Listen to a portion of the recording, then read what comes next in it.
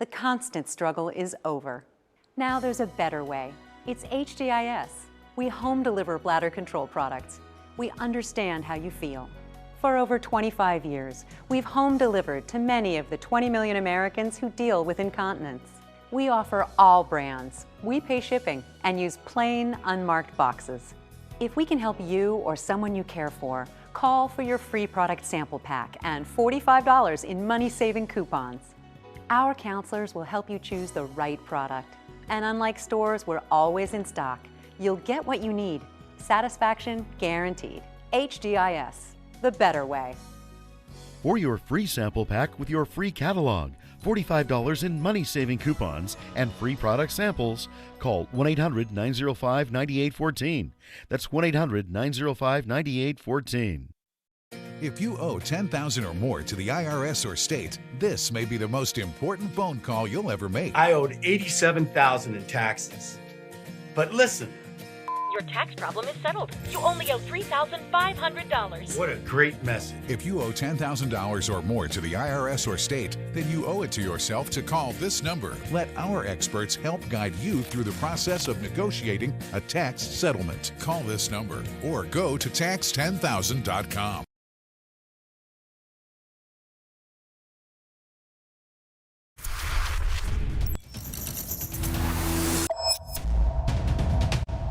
Good evening and welcome to RFL. I'm Richard French. We're going to wrap up this week, and we find ourselves in the same place we've been in far too many times to even count. I'm talking about another mass shooting in America. The names, the place is different, but the reaction, it's largely the same. Calls for stricter gun laws from Democrats, Republicans either silent or offering thoughts and prayers, saying it's not guns that are the problem, it's mental health or something else. Anything besides the actual weapon used for the killing. Now the latest, last night in Indianapolis, 8 dead, 5 others injured. Now it happened late in the evening and it happened inside of a FedEx facility. The 19-year-old gunman, a former employee who authorities had been warned in the past had a potential for violence. Armed with a rifle, he began his spree in the parking lot, then went inside. The entire massacre taking only a couple of minutes. He got out of his car and pretty quickly started some random shooting outside the facility. There was no confrontation with anyone that was there. There was no disturbance. There was no argument. He just appeared to randomly start shooting, and that began in the parking lot. And then he did go into the building, into the facility for a brief period of time before he took his own life. Last night's shooting, of course, hardly an outlier, coming about 3 weeks after a mass shooting in a Boulder, Colorado supermarket left 10 people dead, and nearly a month to the day after a gunman killed 8 people in 3 different massage parlors in the greater Atlanta area. History of mass shootings now so littered with mass shootings that they run into one another. Last night's tragedy coming just a few hours before the 14th anniversary of the shooting at Virginia Tech that had killed 32 people at that university. If we're talking about any other product, if these guns were anything else, anything killing this many people, Americans, and terrorizing millions more, we as a nation would act, or would have acted years and years ago. For more on this, I want to bring in senior political correspondent Andrew Whitman. And I know there was a feeling of, Groundhog Day. I mean, it's just, we're numbed to the frequency. And the same story, different date lines, different place, but rural, urban, suburban. I've seen this story too many times. We've been doing this together 13 plus years. We've lost count of how many of these stories we've had. Rich, let's start with some perspective. Rich mentioned the shootings in Indianapolis, Boulder, and Atlanta. Indianapolis wasn't even the only potential mass shooting site in the U.S. yesterday. Police in San Antonio shot and killed a man driving the wrong way in front of the airport as he was shooting a handgun at the terminal and at police. He had a box full of ammo in the car with him. He's also apparently firing random shots off a highway overpass earlier in the day. But too often, police have not been able to stop mass shootings. The U.S. has seen 45 of them where 4 or more people were killed or injured in just the past 30 days. And as you can see, they have blanketed the nation. We've had 147 mass shootings in the first 105 days of 2021. And while that may come as a surprise to many, it shouldn't. Gun violence didn't get a lot of attention as the pandemic raged during 2020, but it was the deadliest gun violence year in decades. Gun deaths and gun injuries soared during 2020, dwarfing reported numbers from years where we did see report after report of mass shootings. And those numbers are the direct result of these numbers. Gun sales spiked in 2020, and normally gun sales spike after mass shootings amid fears of gun restrictions. In 2020, it was the COVID shutdowns and protests that prompted the uptick in gun sales. We didn't hear a lot about mass shootings in 2020. They happened, but they were just pushed from the headlines. Boy, we are sure hearing about them now, and that's certainly understandable. After all, as more people get vaccinated, more and more places are returning to normal operation. That means more people in contact with each other and more opportunity for fights, disagreements to escalate, more people around to become victims potentially of mass shootings. Of course, we all know the overarching irony when it comes to guns and gun violence. A lot of people buy guns when they feel unsafe, thinking that a gun will somehow make them safer. But nearly 20,000 Americans died from gun violence last year. Even more took their own lives with a gun, and nearly 40,000 people were injured. That's not how it works with any other product or issue sold in America. Shots of the Johnson & Johnson COVID vaccine were just suspended after 6 women developed blood clots and 1 died. 1 death after 6.8 million doses were administered, and they yanked the vaccine off the shelf because, safety first. We even recall products just because they pose the potential to injure someone, like this Costco salmon pulled from store shelves, no injuries. We yank dog food from stores if it might pose a health risk, and cat food as well. By the way, not a single report of even 1 sickened dog or cat from either of those recalled products. But 20,000 gun homicides last year, 25,000 gun suicides, and 40,000 gun injuries. And the response from some is to make guns easier to get, not harder. And so we are left where we always seem to end up after these never-ending mass shootings, with some in our leadership core offering thoughts and prayers and offering nothing more, and yet another president left to repeat statements like this. This has to end. It's a national embarrassment.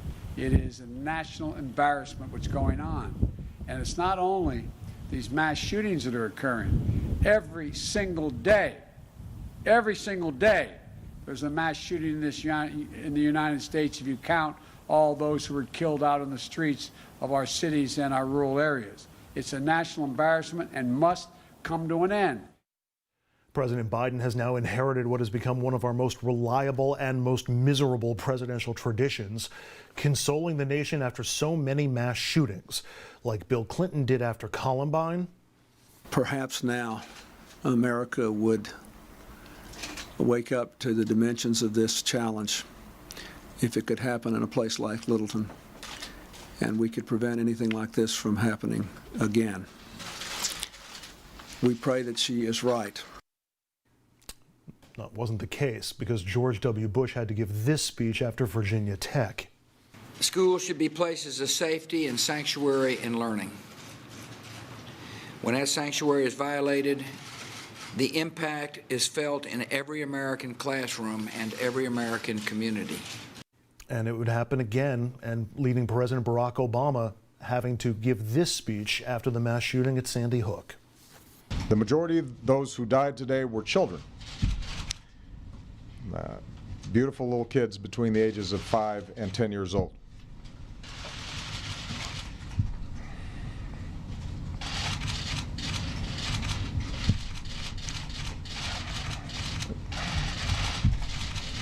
They had their entire lives ahead of them.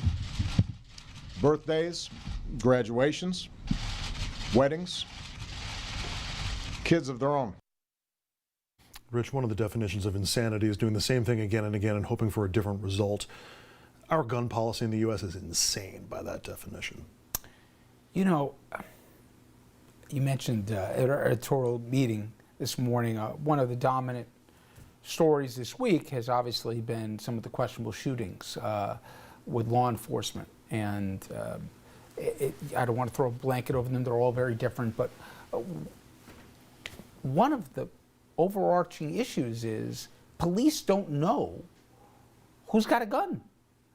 And there's so many aspects of this that carry over into so many different, walks of life and considerations. I mean, think about where these things have happened. At schools, at supermarkets, at restaurants, at movie theaters. I'm hard-pressed to find where it hasn't happened. It's happened in red states, in blue states, in cities, and in towns, and in farms, and, you know, I've given up thinking that we can have a shock to our conscience anymore. And that happened for me after Sandy Hook. I was convinced completely wrong that after the tone-deaf response of the NRA with the baloney of the good guy with a gun and all the other garbage, that was the moment. It didn't happen, Andrew. But for a country that loves to call ourselves, you know, leaders in this free world with courage and, unafraid to face problems, we come up so small and so cowardly that we can't address this rationally. It's just, it's so more than disheartening. It's just distasteful. And for me and for you, when these things happen, you know we're not going to say anything to change the dialogue, really. You know, yeah. There's a resignation almost, which is the most pathetic thing of all at this point. Two things. One, you talked about shocking the system. That's what happened in other countries. I mean, Australia had a mass shooting and it shocked the system. Same with New Zealand. Same with Great Britain. They had incidents and they were like, this has to stop. And they took draconian measures. I mean, Australia and New Zealand had full gun buybacks, mandatory gun buybacks. They confiscated guns. They paid people for them, but they confiscated them. And the nation went along with it. We won't even restrict high-capacity magazines or put background checks on every sale. Second point that I want to make, you were talking about the police shootings. And everybody's talking about how to diffuse that and approaches that need to be changed. One of the problems, one of the reasons we see as many police-involved shootings as we do, is that police have to assume that whoever they're approaching is armed to the teeth, because too often it turns out to be the case. And so they wind up in a very defensive posture and assuming the worst out of everybody that they encounter. They have to if they want to make sure that they get home at the end of every day. One of the reasons they have to have that approach is because there's so many guns out there. If the nation was less armed than it is, they could start to take a different approach and start. I mean, police in other countries do not begin every incident with an assumption that the person that they're dealing with is armed and going to kill them or potentially going to kill them. And there's ways we can have a rational conversation about not getting rid of the Second Amendment, but AR-15, again, the weapon of choice in Indianapolis, as we've seen so many times. Can we just agree we don't need, machine guns in America, on the streets of America? We're going to talk about that next week, and also on Monday here on RFL. We'll be speaking with the author of a new book on gun violence, but with a focus on how children are all too often the victims. But first, after the break, a segment we call So Right They're Wrong. In this edition, COVID. How right-wingers are spreading outright lies and misinformation about the vaccine, and how dangerous these lies can turn out to be.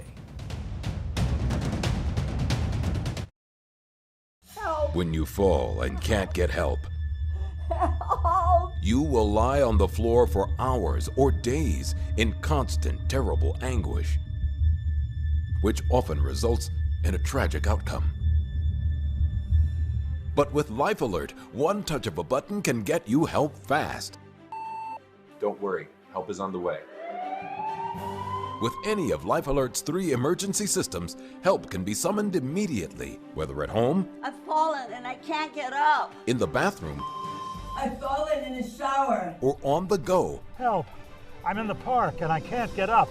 And batteries never need charging. Life Alert saves a life every 11 minutes.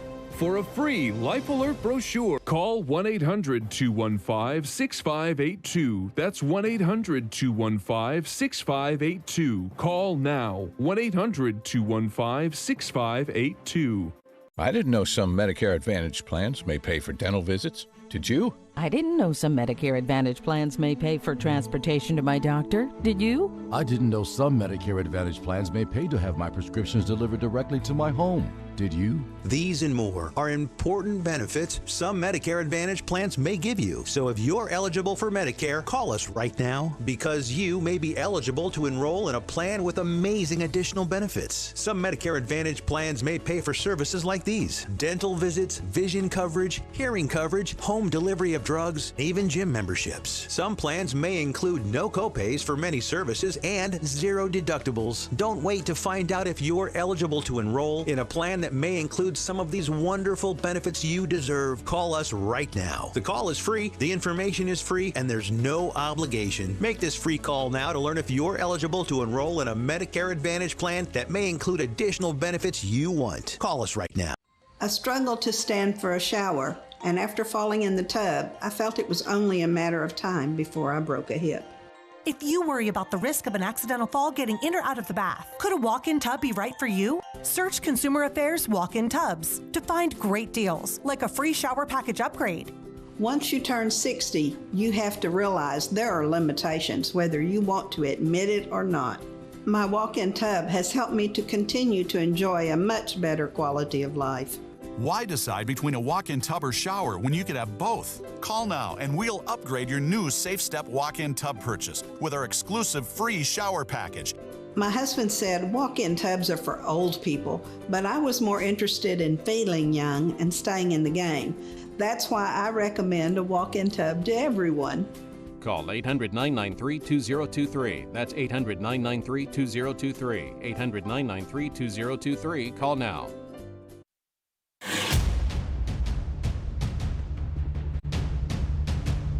In tonight's edition of So Right, They're Wrong, it is the battle between science and politics. And here's Exhibit A. Republican Congressman Jim Jordan, he's a big-time Trumper who likes to make trouble, versus Dr. Anthony Fauci, the most trusted man in America, certainly when it comes to COVID. For a year now, Americans haven't been able to go to church. Even today, when they go to church, they're limited in the size of worshipers who can meet. Your right to assemble? Oh, my goodness. We had a curfew last fall in Ohio. You're making this a personal thing, and it isn't. It's not a personal thing. No, you are. That is exactly what you're doing. No, your recommendations carry a lot of weight, Dr. Fauci.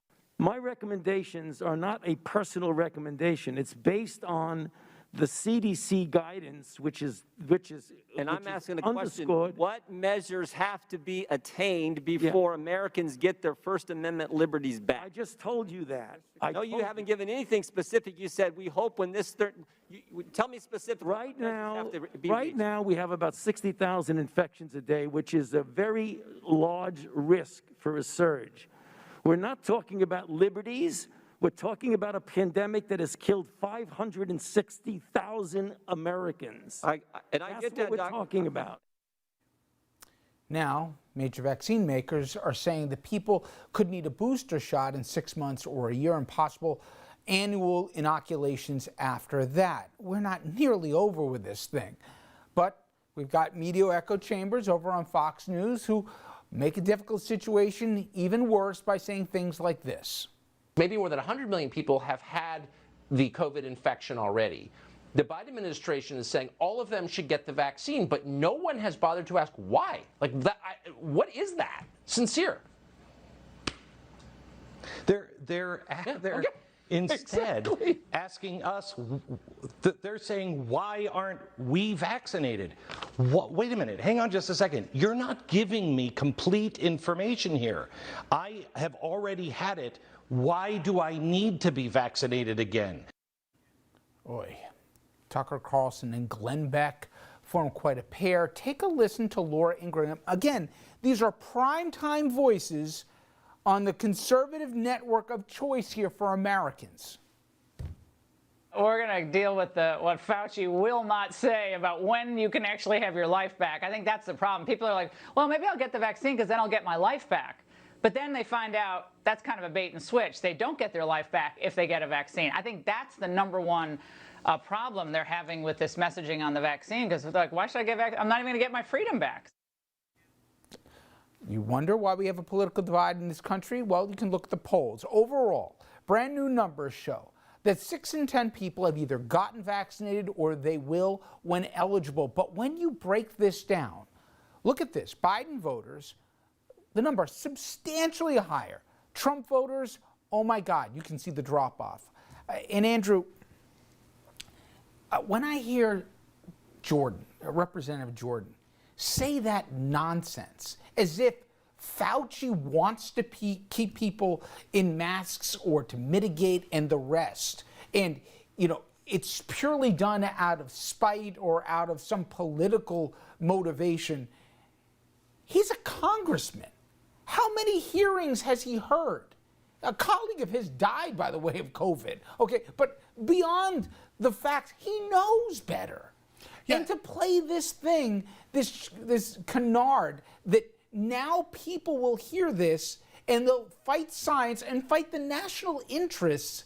It's so maddening to me. And it's such a false narrative. It's not like anybody was saying, yeah, as soon as you get your shot, boom, everything's back to normal. You can do whatever you want. Go lick the banister on a public place. You know, that's stupid. And nobody's been saying that, but that's the false choice that they're setting up right now. I mean, the benefit of getting the COVID vaccine is you won't get COVID and you won't die of COVID. And if enough of us do it, then we can start opening up and returning to normal. The other thing that I kept thinking about as I was watching those clips is, who out there is listening to Jim Jordan and Laura Ingraham and Glenn Beck and Tucker Carlson instead of people like Dr. Fauci?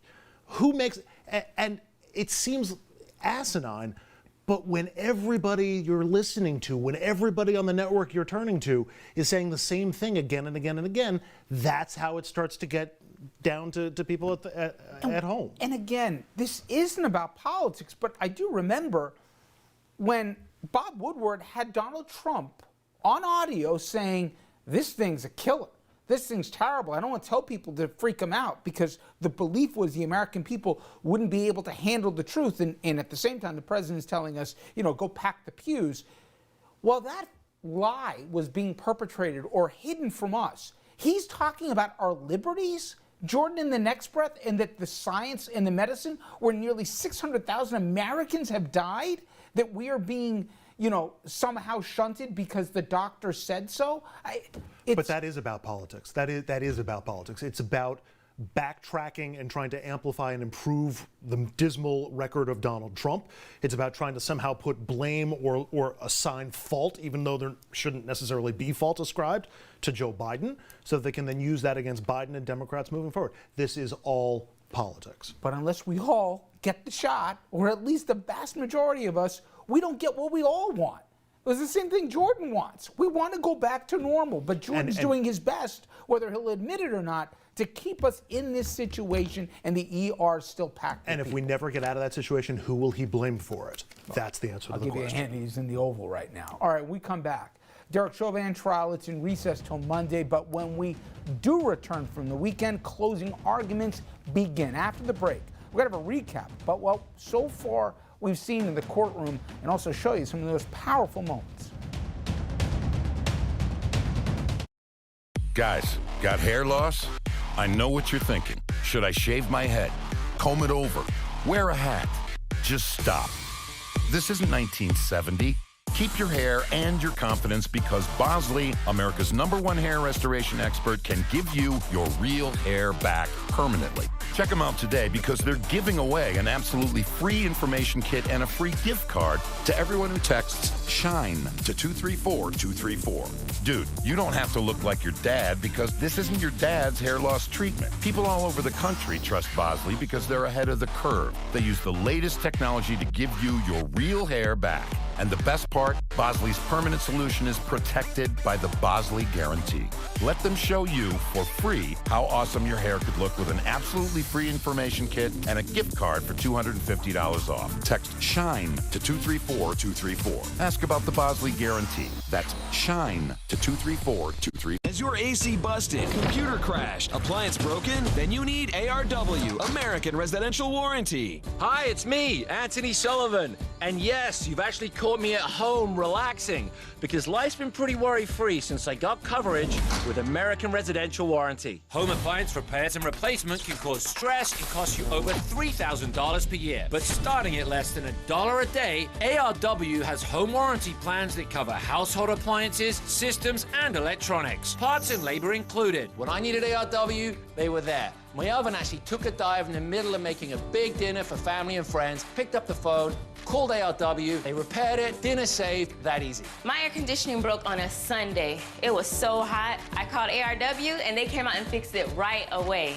You won't believe what ARW covers. Heating and air conditioning, washers and dryers, kitchen appliances, plumbing, water heaters, electrical systems, even pools and spas, and so much more. All you have to do is call or go to getahomeplan.com. Plus, ARW's partner with Assurant to offer protection for all your new and used household electronics for just one low price. I dropped my laptop and ARW replaced it with a brand new one, and all I paid was a small service fee. All plans are fully customizable and come with a 30-day money-back guarantee. Call now and get a home security system valued at $1,250 free with any plan. And you can trust ARW to be there when you need it. Just call ARW and a licensed technician will be dispatched to your home. All covered repairs are guaranteed. My refrigerator broke, and not only did ARW repair it fast, they even sent me a reimbursement check for all the food that went bad. So come on, relax. Stop worrying about unexpected breakdowns and costly repairs. Call American Residential Warranty. They'll get you covered. Call 1-800-253-1237. Again, that's 1-800-253-1237 or log on to getahomeplan.com today. The Derek Chauvin trial taking a pause today, the day after both sides rested their cases. Closing arguments are going to start Monday, then the jury will get the case. Now, over the past 3 weeks, we've heard dramatic testimony from police officers, medical experts, family members, and eyewitnesses. So in this segment, what we're going to do is recap the trial to catch you up to date on what you may have missed to this point. And let's begin first with Derek Chauvin himself, speaking in open court for the first time yesterday as he confirmed that he would not be testifying. We've had this conversation repeatedly, correct? Correct. I have repeatedly advised you that this is your decision and your decision alone, right? Correct. I have advised you, and we have gone back and forth on the matter, would be kind of an understatement, right? Yes, it is. But after a lengthy meeting last night, we had some further discussion, agreed? Correct. And have you made a decision today whether you intend to testify or whether you intend to invoke your Fifth Amendment privilege? I will invoke my Fifth Amendment privilege today. Several of the witnesses, they became emotional while on the stand, including George Floyd's girlfriend, as she described how the two of them first met. Floyd has this great, deep Southern voice, raspy. He's like, "Sis, you okay, sis?" And I wasn't okay. I said, "No, I'm just waiting for my son's father." He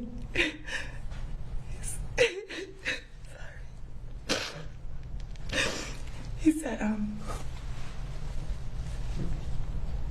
"Well, can I pray with you?" She also spoke about Floyd's drug use, and that has certainly been a major part of the trial, as the defense tried to prove that drugs were a major factor in his death, but the prosecution said it was Chauvin's knee on Floyd's neck that killed the man. Take a listen to Courtney Ross once again. We both suffered from chronic pain.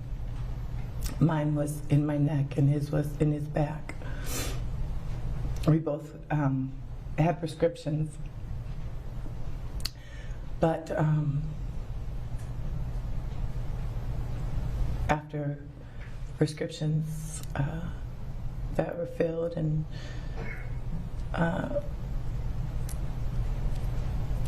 we got addicted and tried really hard to break that addiction many times.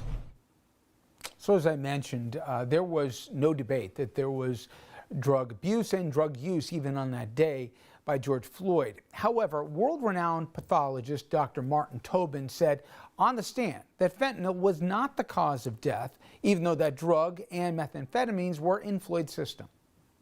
I think you explained to us that if somebody is suffering from a fentanyl overdose, you would see a depression in the respiratory system. Yes. And depression means some reduction in the rate or ability to breathe. Correct. Did you see any depression in Mr. Floyd's ability to breathe whatsoever before he went unconscious? No, absolutely not. He was normal respiratory rate.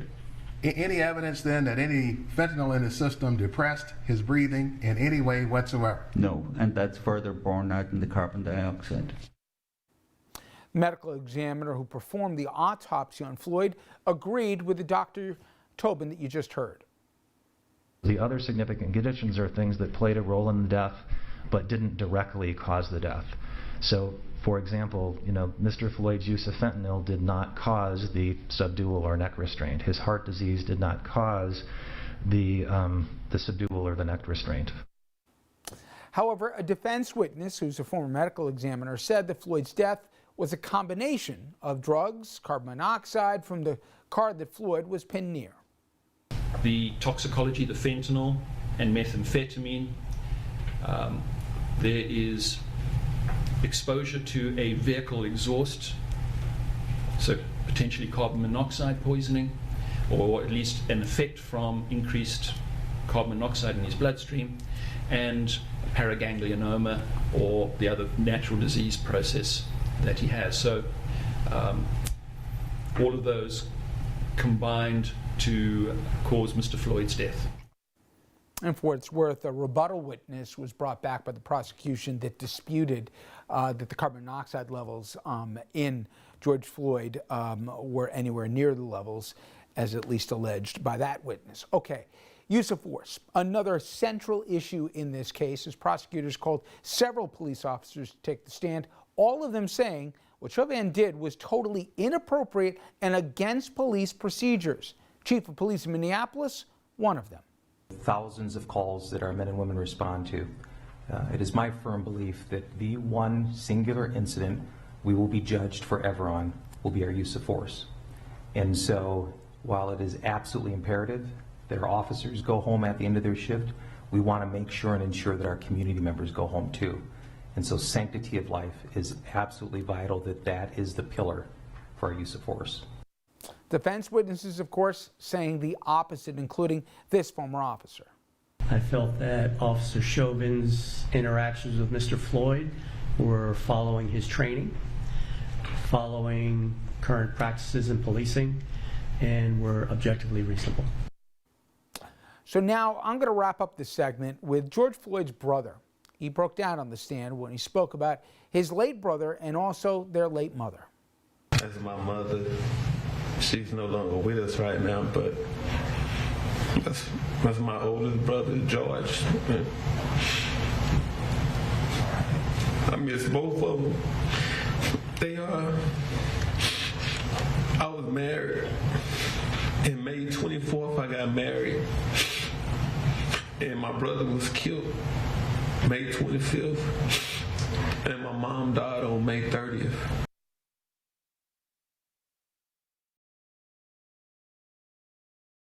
Shake your legs, shake your abs, shake your butt, shake up your entire body to a slim, firm, and sexy new you with PowerFit Elite, the breakthrough multi-directional vibration platform that helps engage all your muscles from the moment you step on it. PowerFit uses multi-directional vibration to create muscle confusion and rapidly contract and relax your muscles to help you get fit and stay fit. It's intense. You really feel your whole body working. You could be watching TV, but you do feel the workout. It works you out where you don't feel like you're working out. It's actually a lot of fun. Each traditional exercise that you do on PowerFit Elite can help sculpt, transform, and redefine your body from head to toe. The secret is the multi-directional vibration technology that causes muscle confusion and forces them to contract and counter-challenge you. Your muscles work hard so you can stabilize and maintain your balance. There are 3 standing positions: walking, jogging, and then running. Plus, there are 3 different program levels for workouts to choose from, so you can really customize your workout. PowerFit Elite can help improve your energy, burn calories, tone your body, define your abs, work your arms, strengthen your legs, boost your buttocks, and so much more. And for an even more intense workout, add resistance bands for bicep curls, forward lateral raises, and crisscross pulls. It's time to join the new fitness revolution that's shaking up the world. Call or go online now and you can try PowerFit Elite in your home for 30 days for only $14.95. But wait, order right now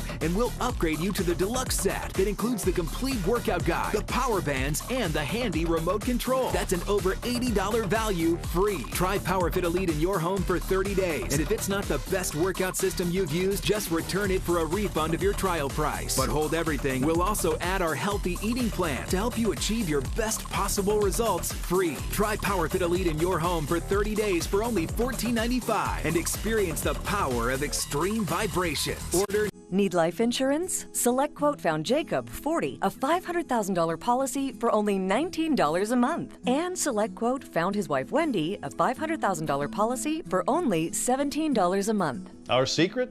At SelectQuote, we aggressively comparison shop up to 10 highly rated companies to find you the company with the best rates. Why pay more? Give your family the security they need at a price you can afford. SelectQuote. We shop, you save. Thanks to this law, there's an Obamacare plan that most folks can get with $0 premiums. Co-pays will still be there, but $0 premiums.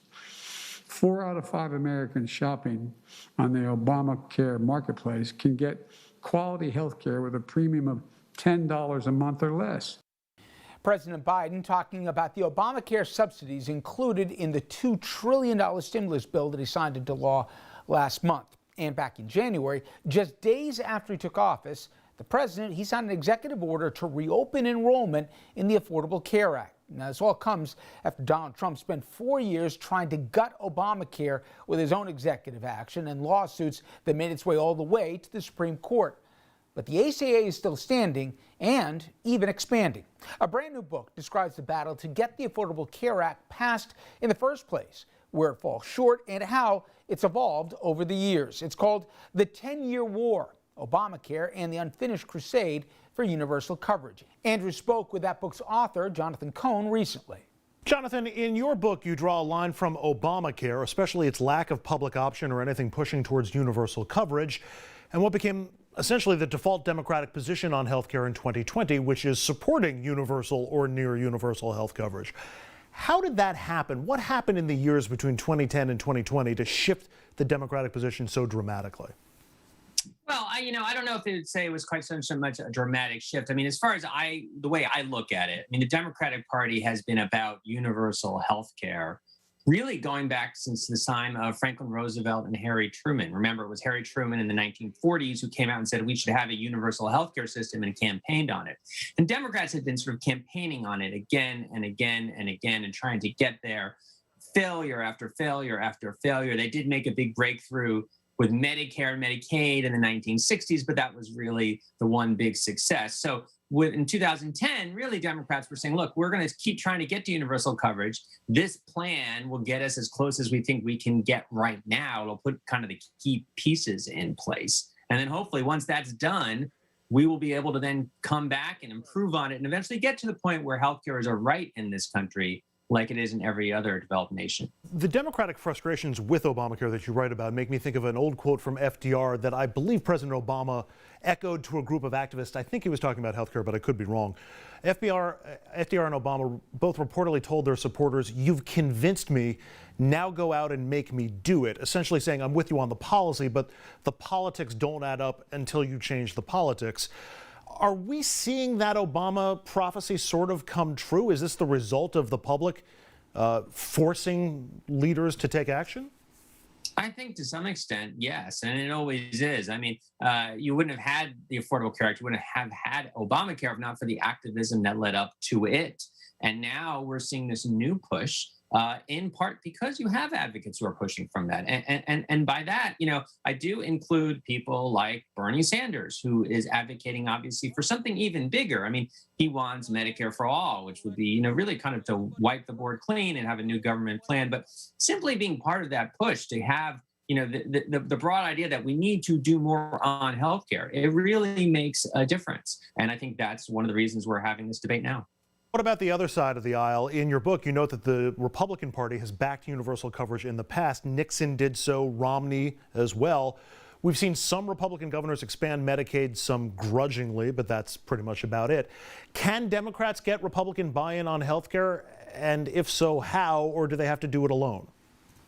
I mean, right now it's pretty tough. The Republican Party of 2021 does not look like the Republican Party of Richard Nixon. What happened in a funny way is that, Obama and the Democrats in 2010, partly because they were so desperate to succeed, they'd failed so many times, they basically co-opted the sort of conservative ideas of how you would get to universal coverage. They basically said to Republicans, look, we really want to do universal coverage. You guys don't like government, so we'll do this method that really leans on private insurance, which and you guys have, some of you at least, seem kind of interested in that.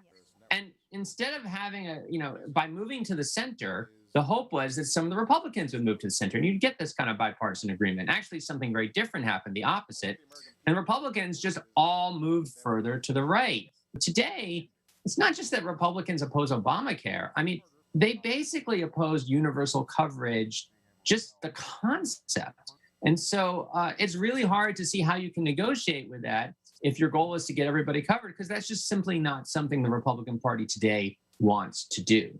What's driving that Republican opposition to universal health care? They'll say it's about freedom and choice and keeping the government out of it, but I'm wondering, is there something else driving it? Is it corporate influence, insurance influence?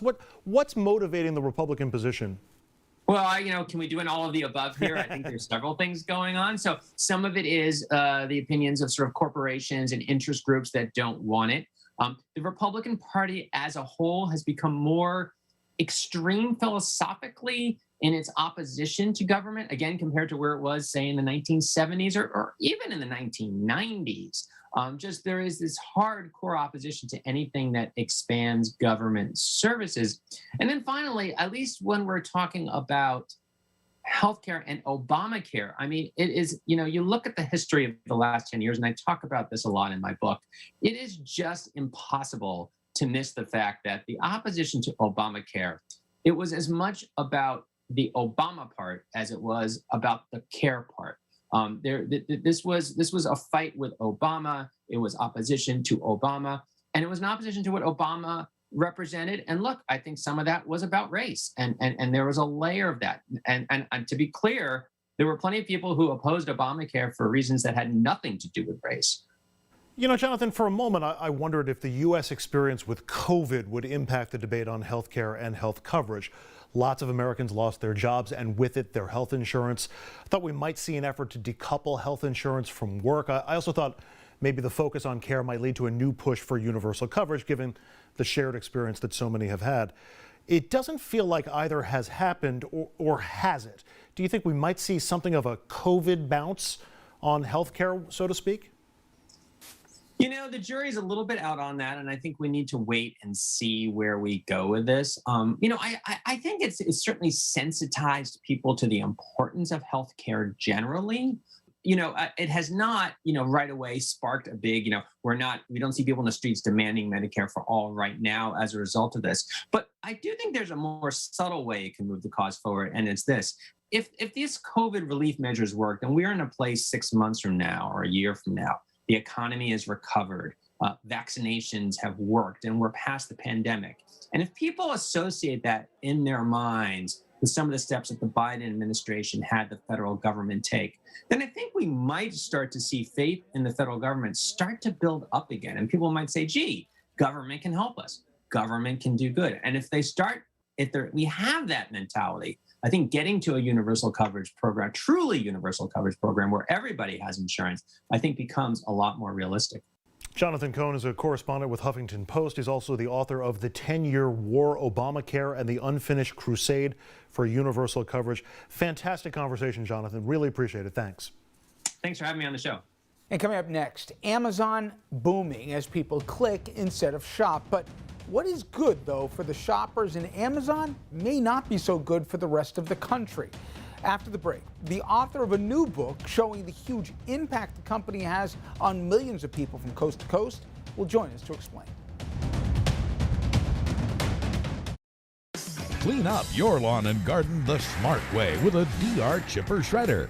Drop lighter materials into the shredder and the DR will pulverize it into a fine mulch you can use to enrich your soil. Reduce leaves, garden cuttings, sticks and twigs, even big branches, to a fraction of their original volume. The chipper cuts branches up to 5 inches thick into attractive wood chips that are great for landscaping.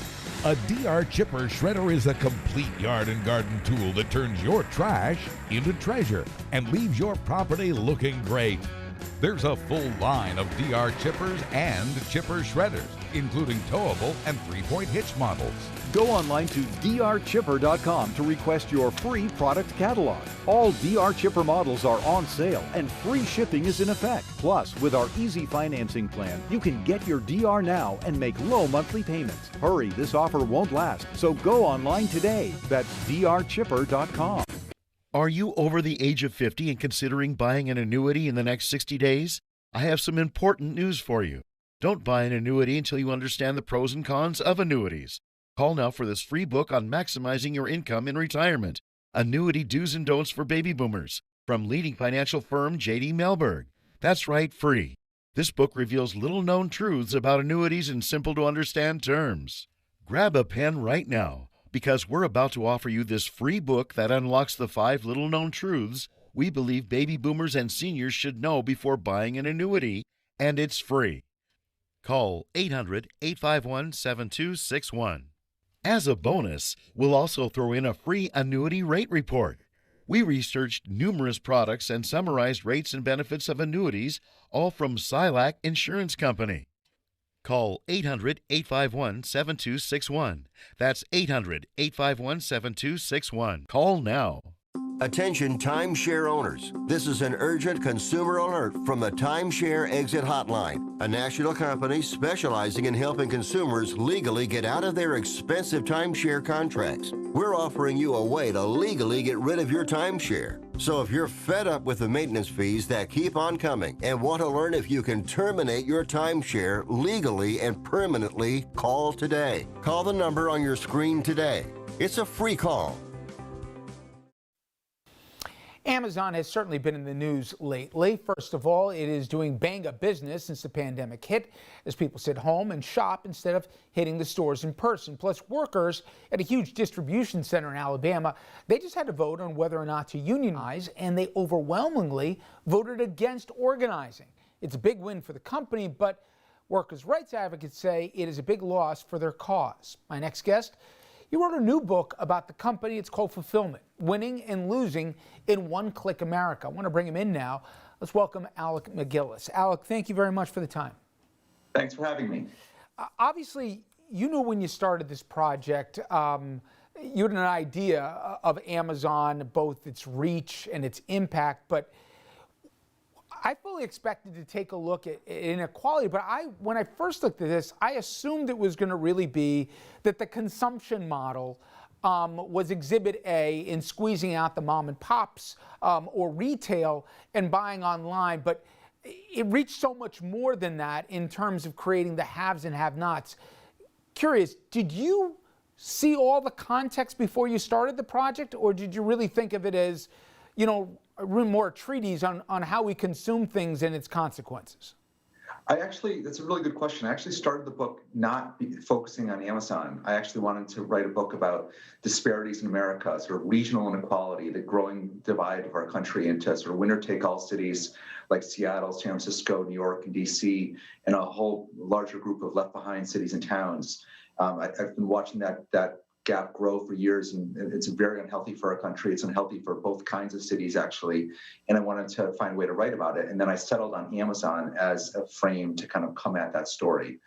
Amazon is a good frame because it's so totally ubiquitous now in our country that it's just a good metaphor for what we're becoming as a country. It's a good thread to take you around America, but it's also a good frame for it because it is itself helping to create these regional disparities, these incredible concentrations of wealth in places like Seattle, while so many other parts of the country are kind of losing their commerce, losing their regular sort of business activity to those winner-take-all cities.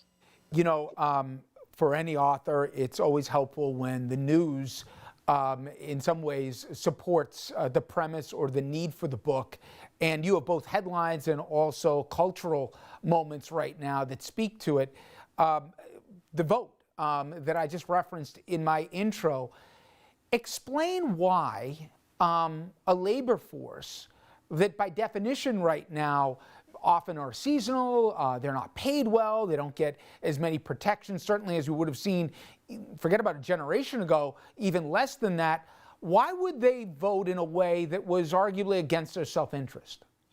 It's a tough question. I think it's going to take some while to work this out. But my basic sense is that what you actually, the answer in a way lies in your question, that there's, in a way, the workers at these warehouses have become so transient, really just seasonal or just staying for a year or less than a year, that they have much lower expectations now for what they're hoping for to get from a job. It's not something that you're going to do for any long time.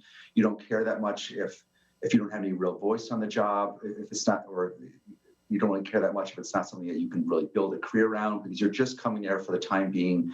The turnover in a lot of these warehouses is about a year, 100% in the course of a year. So that's a big part of it. The other part of I think the outcome is the fact that our labor laws make it incredibly tough now to organize new unions. It's been that way for decades, that the playing field is really kind of tilted toward employers. And there's been again and again these efforts to reform our labor laws, but they keep falling short of a filibuster-proof majority in the Senate. There's a bill right now that passed the House, but again, it runs into the filibuster in the Senate. So that's where we're at right now. And I think it'll be really interesting to see if activists keep trying at the warehouses. My hunch is that you're going to see less attempts to actually organize the warehouses with full elections like this one, and more attempts just to kind of draw attention to working conditions by disrupting work with various kinds of strikes, sit-down strikes, walkouts, that kind of thing. You know, I mentioned a cultural touchstone to this. For those folks who haven't gotten to see the movie Nomadland, first of all, it's a great film, but also one of the characters, the Frances McDormand character, is that Amazon employee. She's seasonal, she's transient in many ways. The idea of fulfillment, and even in your book you reference, at a job fair, I think it was in Virginia, build yourself a great story is emblazoned there. Do people feel, and you spoke to many of them, and to put a human face in this, do they feel that Amazon has abandoned their promise to them? Do they feel that this was really their only option? How do they view Amazon as part of their identity after working there? I think it really varies probably by age in a way.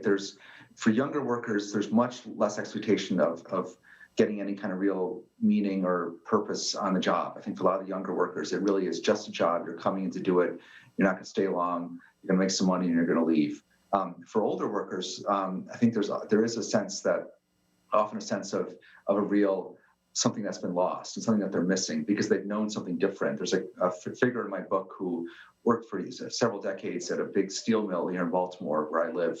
Was the biggest steel mill in the entire world in the 1950s, and he was there for 3 decades, working really tough, often dangerous work, but making good money and finding real meaning and camaraderie in the job. And then when that steel mill went away, it was completely wiped off the face of the earth in recent years, and it's been replaced actually by 2 Amazon warehouses. And he went back to work at one of them, and he barely lasted 3 years because he just found the work so much less purposeful. He felt so much less identity in it. Didn't know any of the other people on the job. It's a very sort of atomized, kind of isolated work in the warehouses. Didn't have enough time to go to the bathroom. Was just constantly being ridden by these younger supervisors to bring more and more pallets in on the forklift. And he barely lasted 3 years. He was making less than half as much money as he was making at the steel mill. So for him, it's really, he felt that difference from what work could be. But I think for a lot of younger workers, this is all they've known. It's interesting because, and I'll speak personally, when Jeff Bezos bought the Washington Post, for those of us in journalism, it was an uplifting moment in that there'd be at least one beacon of real investigative journalism that wasn't going to have to worry about cutting to the bone. But when you look at the scope of Amazon and you compare the mission statement of Henry Ford, as you did in the book, which was his idea was he wanted his workers to have a living wage. Jeff Bezos, who's a hero to many on the left, that's not part of the vision. And I'm curious, Bezos, with what he obviously believes in, both politically and what the Washington Post stands for versus what he does within the walls of Amazon. How did you circle that square? It's tough to. I mean, I think you maybe have to look to other sort of precursors from our history beyond Henry Ford and look to guys like Rockefeller and Carnegie and guys who built up these incredible empires that were all about growth and control and dominance and essentially monopoly. I mean, and that's the moment we've kind of arrived at with that kind of just hunger for growth and dominance and just constantly wanting to get bigger and bigger and more powerful. And that really is at his core is this belief that if you're not growing, if you're standing still, then that is essentially death. Then everything kind of falls apart. So you have to be growing, pushing always to get bigger and more powerful. And there's a key moment in the book where I actually asked one of the early investors in Amazon, a guy by the name of Nick Hanauer, why the company hadn't decided to put its second headquarters in a city that could really use it, a city like St. Louis or Cleveland or Baltimore, instead of putting it in Washington, D.C., which is already the richest city in the country. And that would have done such good for the country to put the headquarters in a city that could really use it. It would have rebalanced prosperity across our landscape. And this Nick Hanauer said to me, he said, look, you don't understand. This is not how the company thinks. They are only thinking about what's best for the company. If they think it's best to put the company in Washington, partly because they want to have a lot of influence in Washington, then that's what they're going to do. They're not thinking about what's best for the country. It is a fascinating read. It's not just about, obviously, Amazon, but it's where we are today, and especially in, as he says, in the one-click America. The name of the book, Fulfillment. Hey, I really appreciate the time, Alec, and best of luck with the book. So much. Really appreciate it. You too. All right, folks, when we come back, we'll wrap things up.